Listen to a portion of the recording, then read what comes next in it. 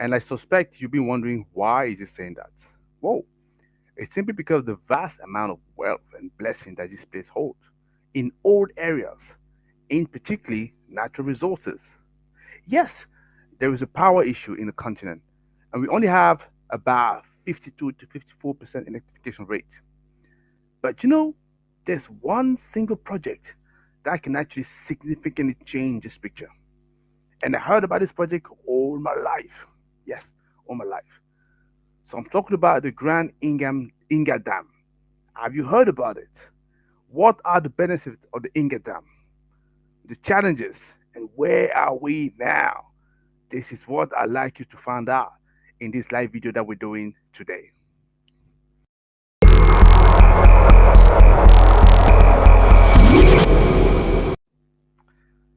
Hello, everybody. So, if you will see me for the first time, my name is Tony Teal. I'm the founder and CEO of Renewables in Africa. And what we do is we raise awareness about renewables energy in Africa and across the world. If you are a project developer, if you are an EPC, if you are a supplier or an investor and you're looking to break into Africa or maybe to expand into the continent because you're already present there, I'd like you to reach out to us because I want to show you how we can help you to 10x your return on investment. Okay, so let's come back and talk about the Grand Inga Dam. So I'm sure most of you would have heard about it at least once, but maybe you don't know enough about this project. Yes, it is one of the largest proposed hydroelectric project in the world. Yes, it's located in the Congo River, and yes, it's in Democratic Republic of Congo, and has the potential to generate massive amount of electricity for Africa. But what's more, and how can you make sure that you get to understand what this project is all about? What I have for you in here is I want to show you a video clip that's actually coming from a channel called Futurology, and that explains a little bit what the Grand Inga Dam is, and after that we can come back and continue the conversation. Is that okay?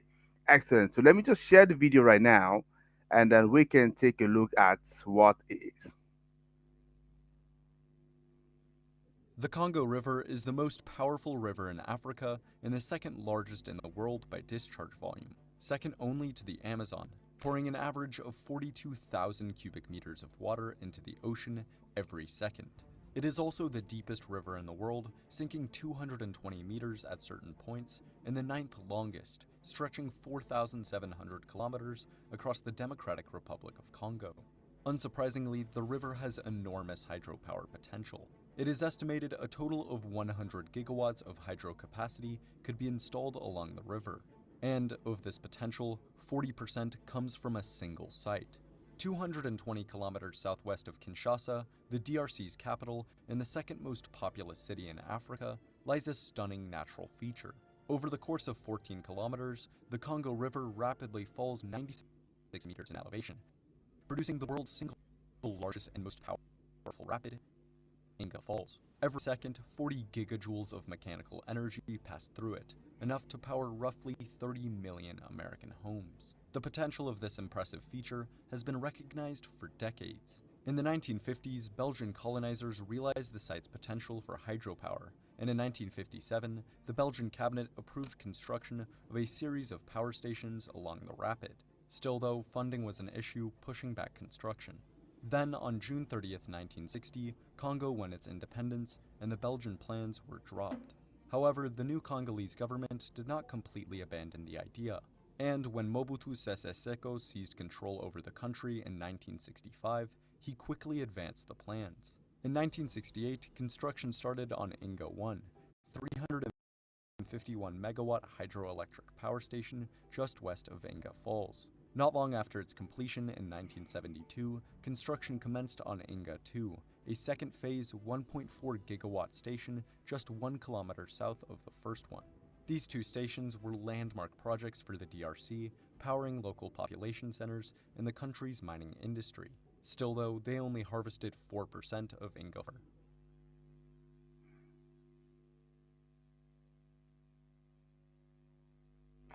Yes, I just want to make a quick stop in here.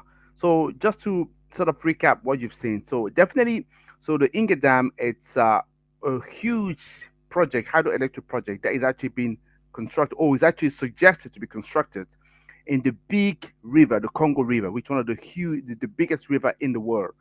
And the Inga Dam, as you could see, has been the topic of many, many conversations. We're talking about all the way from colonial time, 1950s, all the way to here, right?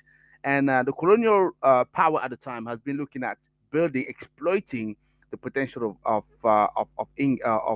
Congo River to build the Inga Grand Dam over there, have a series of dam into the river. It has not over materialized because we had independence. But as the new power came into power, okay, they've actually pursued that. And one of the president, which is actually Mobutu at the time, some of you may remember if you're old enough like me, have actually started some work on it. He's the one who actually properly started implemented the vision. We first of all had the Inga one, which was around 250 megawatt, and then we had another one which was Inga 2, right, which is 1.8 gigawatt more or less. So those two hydropower stations are still operating now and clearly providing power to most of the countries, right? Especially on the south of the countries. But that's actually represent only 5% of the whole potential that we have into Inga. And the whole idea about the Grand Inga Dam is to how can we tap into the full potential, which people say if we're looking at that river, which is about 14 kilometers, so there could be about around 100 gigawatt that potential could be exploited. And actually, that single project, the Inga, right? So if it's fully exploited, it could potentially deliver. That's what actually experts say. I'm not an expert in that field, but that's what experts say. It could provide up to 40 gigawatts of power. So this is what we're talking about here. I just wanted to re-explain that. And obviously, if you bring 40 gigawatts of power like that, so bear in mind that if you're talking about the whole power capacity of Africa, we're talking about it depending on sources, right? Some people will say 120 gigawatts for the full continent, but I think it's more around 160 these days gigawatts, right? But even if it's 160 gigawatts, right, we're talking about something which is about 25% of the total capacity. That's actually huge and significant. And you understand that if you deliver such a project, it's not going to be beneficial only to GRC, right? But definitely the neighboring countries. That is why you have an actor like South Africa very interested into the project. But let me go back to the video and continue a little bit. I just wanted to break at this point just to give you some information to make sure that you are following just like me. So very interesting. So keep watching.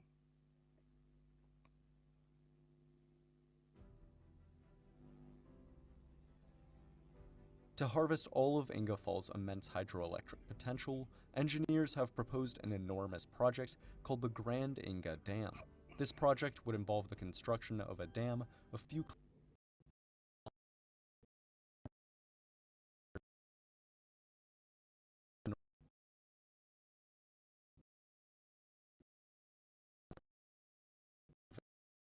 Inga Falls water into the Bundy River Valley, several 200-meter dam. Along this dam, a series of 6 hydroelectric power stations would funnel water through 52 turbines and back into the Congo River, generating a combined 40 gigawatts of power. This would make it the largest hydroelectric power station in the world, size of the current largest, the enormous Three Gorges Dam in China. The construction of this complex would be completed over the course of several phases. It would take over a decade to complete and would cost an estimated 80 billion US dollars. Okay, that at this point in time, that's probably where I want to stop. So it gives you a much better understanding of what the Grand Inga Dam project is, right? So that's what we talked about. But the thing is, we've been talking about this project for ages, as I mentioned to you, right? But it's still not been fully realized. Okay, we had just a tiny portion of it, 5% of the potential that we think that really has been actually tapped into, right? With the Inga 1 and the Inga 2. But the whole idea about the Grand Inga Dam is to look at the full project on this grand scheme. Now, the question that you want to be asking yourself: so, what could be the real benefit of such a project, and what could be the challenges? What I like today, I want to elaborate that's magnificent, gigantic. Put it that way. It's a pipe dream, or could you be reality? So,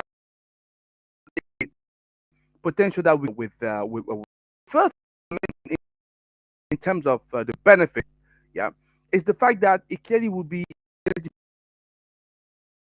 poverty. by providing clean and renewable. Seen that for yourself.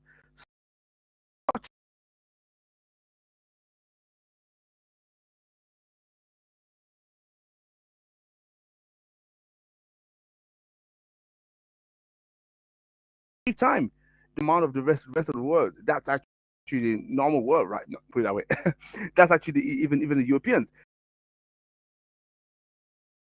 So you imagine, so if you're talking about 30 million people that could actually potentially benefit from that in the US, if you were obviously equivalent to that, so that means we're talking about what? Something about 90 million in the continent or even more than that.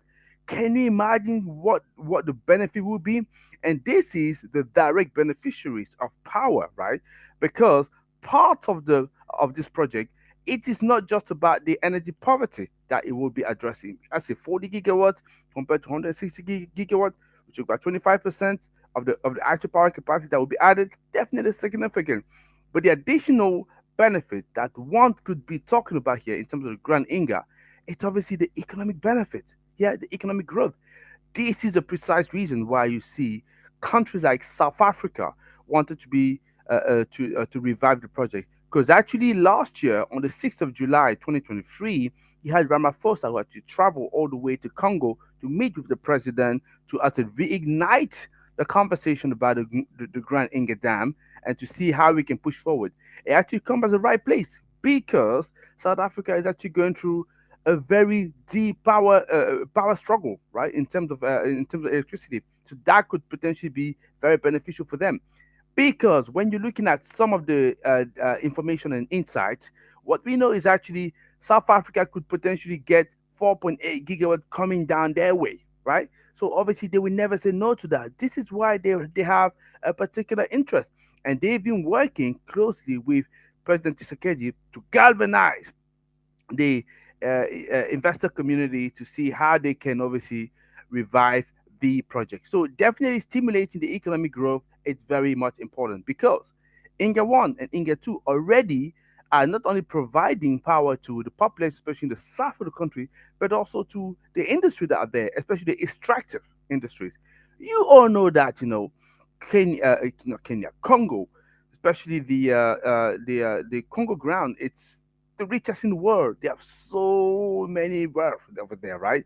And as you know, there's a lot of extractive activity that's going on over there. But if you talk about extractive activity, you need to be able to find a way to power that. So clearly, there's going to be a lot of economic growth, and that could have a big impact in the whole region. Not only providing power to people, but also developing an economic activity that will bring revenue to people over there, develop the region, and going forward, right? So that is actually what we could see, and we can talk about regarding Inga in terms of the economic growth that we could see. Definitely job creation, but also infrastructure development. But it's also good, the Inga, because it would be promoting what I call the regional integration. Yeah. And I've sort of referring to that already because such a big project. Guess what? You know, Congo has about what 2.6 gigawatts of power at the moment in the country. So you talk about 40 gigawatts. Obviously, there is no way you're only going to be feeding the local gig with such a huge power. Obviously not. You're never going to do that.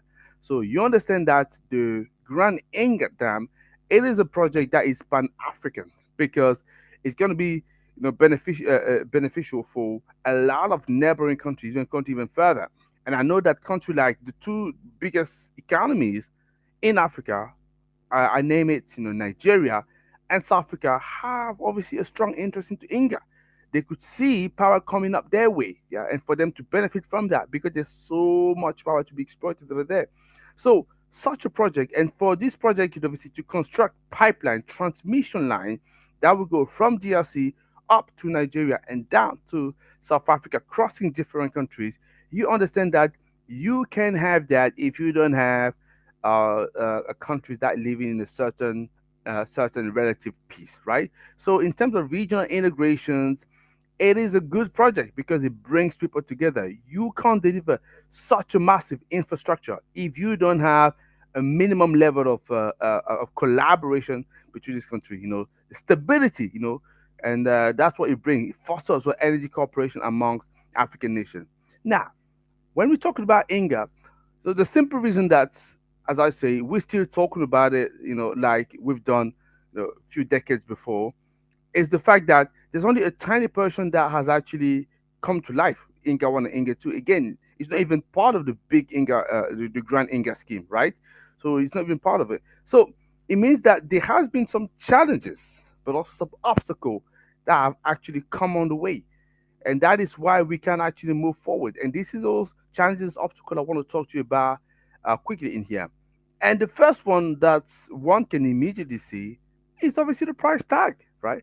We're talking about 80 billion, and that is actually still a design stage. Right? We're talking about 80 billion that is needed to deliver such a program. But for such a big program of this obviously magnitude, I think there's pretty much guarantee that the cost going to escalate. If you're looking at big projects, similar projects that have been done in the past, right, the price have doubled, at times triple. So that means here we're talking about potentially going from 80, to 160 to 40 billions. Who's going to pay for that, right? And are investors really comfortable putting that money into the hands of a GRC? Probably not. Probably not. That's why we're not seeing that at the moment. They don't feel it's comfortable enough to see that. So definitely the financial constraint is one of the problem, right? So because as I say, investors they're not finding themselves, comfortable enough. You don't see the destination safe enough for them to invest those billions, and that is what we're seeing. And we talked about here, we need more than one investors, and usually they sort of watch one another. So if you join, I join. If you don't join, then I'm not going anywhere. Yeah. So obviously, beside the financial challenges that one can talk about, and that makes sense, right? So you also want to refer to the technical complexities, constructing and operating such a large, hydroelectric facility. Because as I say, the current grid is about 2.6 gigawatts. You talked about delivery, 40 gigawatts. Even the smaller portion, because what you need to understand is the Grand Inga Dam, like I say, is a huge project, that is meant to be deployed in 6 stages. And the first stages is what you call sometimes you're hearing about, some part refer as Inga 3, which is meant to be delivering 4.8 gigawatts. Most of it will be going to South Africa. So the 4.8 gigawatts, that's already more than the current grid at the moment. You see that? So if you're going to deliver something like that and integrate that and connect that to the grid and build a transmission line that go with that, that is not an easy feat to do, right? So clearly there are some huge technical complexities that needs to be dealt with, and the question becomes, who are you gonna give it to? Who's gonna deal with that? Okay, recently, the DRC government has made a decision. They give it to, I think it's Fortescue, which is an Australian company. But yeah, but still a lot of open questions are there. So, but the most likely biggest challenge people are talking about when they refer to Inga, or that's what is actually the one where people are more vocal about, are the environmental concerns or the social impact. Why environmental concern? Because as you could see, or maybe you have not seen that, but part of Inga is actually to create, a huge big reservoir, right?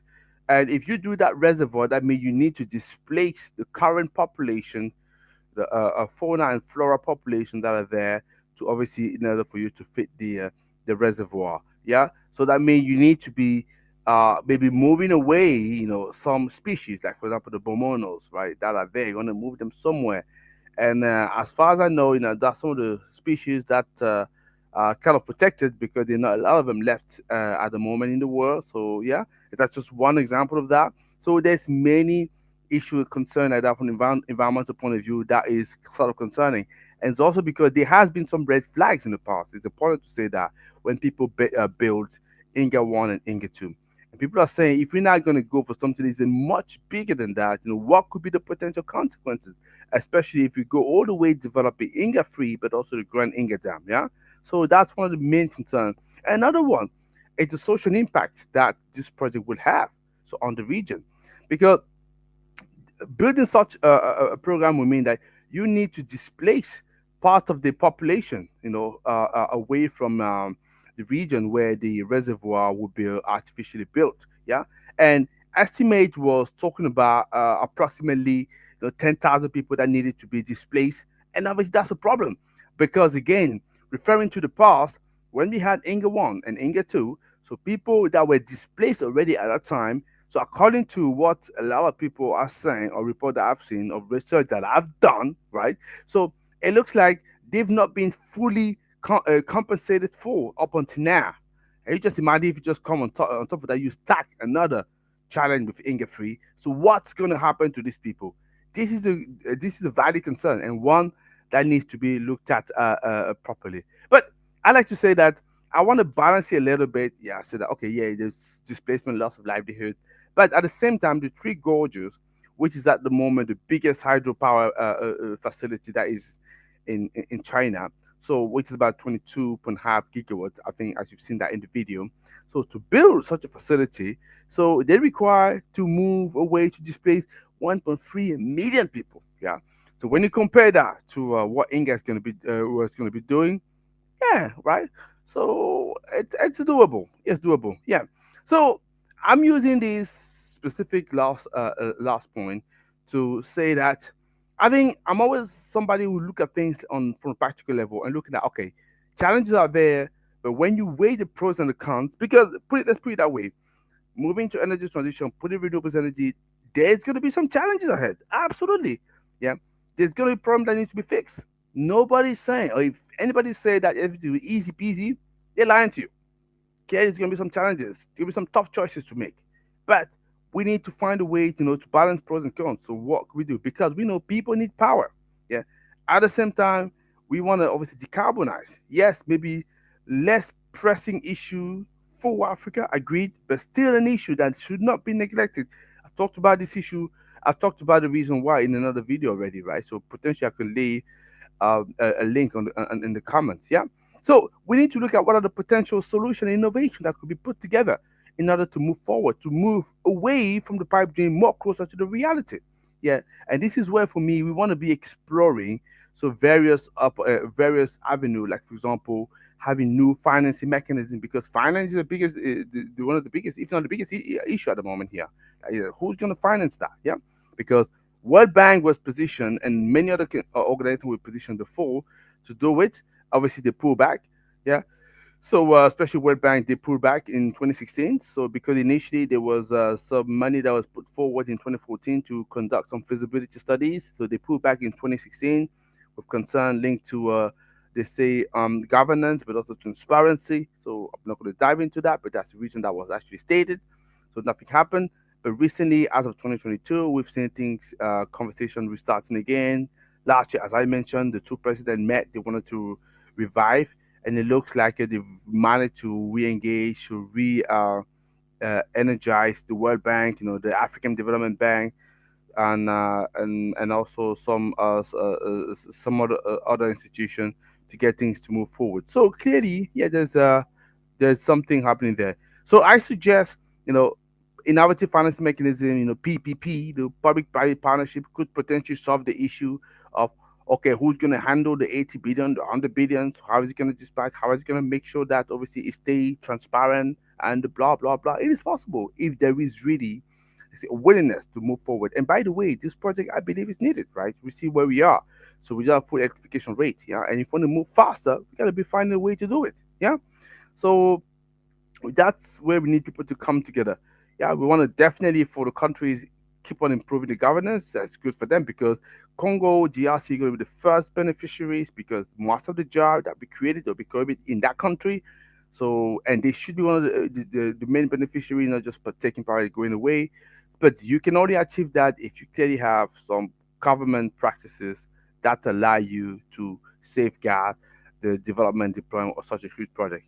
Transparency as well, deal with issue of corruption, mismanagement issues. Don't just sort of turn the blind eye on it. They are problem, but we need to observe that. It's also enhancing the environmental and also social safeguard to minimize the negative impact and to ensure there's sustainable development. So that is what I would say. But I don't want to wrap up this conversation, before talking to you about what actually prompted me to do this video. It's simply because, recently, I think it was last week.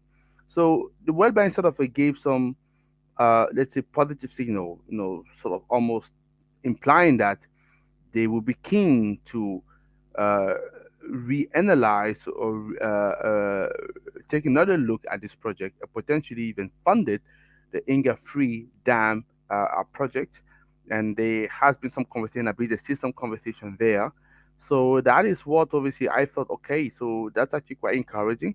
So let's talk about that. That's actually what prompted me to see that. And also, as I mentioned already, conversation that we had between the two presidents, so President Tshisekedi from GRC and also Ramaphosa from South Africa.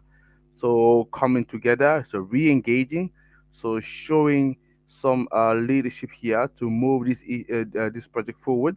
So yeah, that has been encouraging to see things starting forward as well. And I believe that yeah, this is a project. And also recently, not long ago, the government of Congo, so they've given the let's say the exclusivity in terms of technical leadership of the project to Fortescue. That's a Australian company. So giving them the leadership there to drive the project forward. At least they know.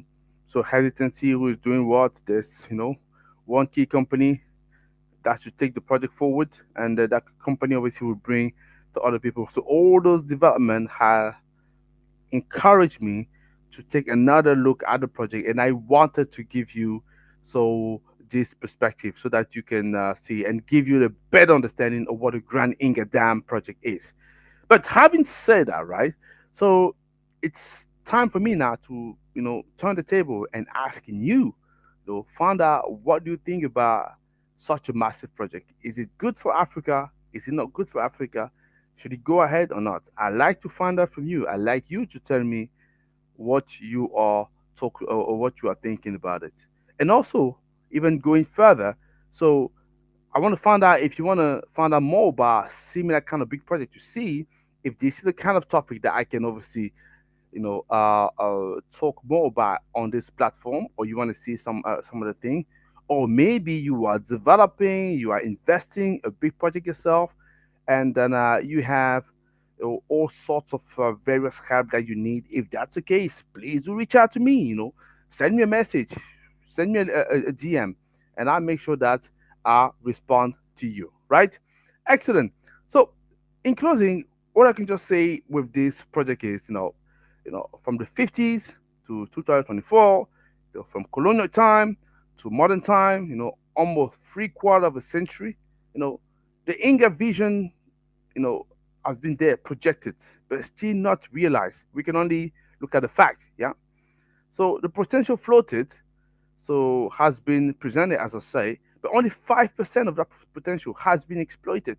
Not enough. Not enough. We need to do better than that. So it's fair to say that at the moment, it still looks more as a pipe dream than a reality. But there is a but. I'm encouraged by the new leadership that I'm seeing with regard to this specific project, right? So the determination that some of those presidents, especially those two presidents, are showing, this might be just what is needed, to regain momentum and to turn it into reality in few years to come, maybe decades, but to move things forward. I know the stakes are higher, but what I will also say regarding that is that the cost of ignition is even more high, is even higher than that. So let's see what will happen. But I believe so we're into something in here with this project. Guys, pleasure to talk to you, and I see you next week. Take care. Bye bye.